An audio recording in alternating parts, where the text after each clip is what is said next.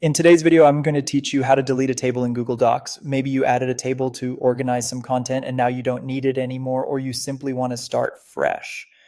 I'll walk you through the cleanest way to remove an entire table, not just the text inside it, so your document stays tidy and consistent. First, open your document in Google Docs. You can do this from your recent files or your drive. Give the page a second to load so the table formatting fully appears. It helps to scroll to the section where your table lives, so you're looking right at it before making any selections. Next, select the entire table. There are two easy ways to do this.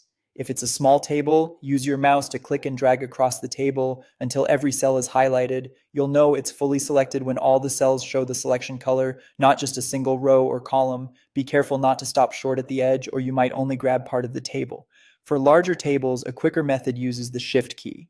Click once at the very start of the table, top left is a good reference point, then hold the Shift key on your keyboard and click at the very end of the table, typically the bottom right corner. Instantly, the entire table should be selected.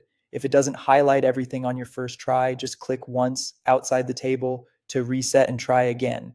With the table fully selected, right-click anywhere inside the selection and choose Delete Table. On a trackpad or a Mac without a dedicated right click, you can use a two-finger click or hold the Control key while clicking to open the same menu. As soon as you confirm that option, the table, including every row and column, is removed from the document in one step.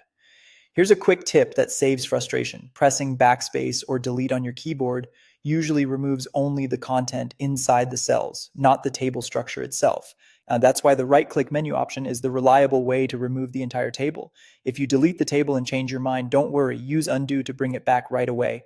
And that's it, you've opened your document, selected the entire table using your preferred method, and deleted it cleanly with a single menu choice.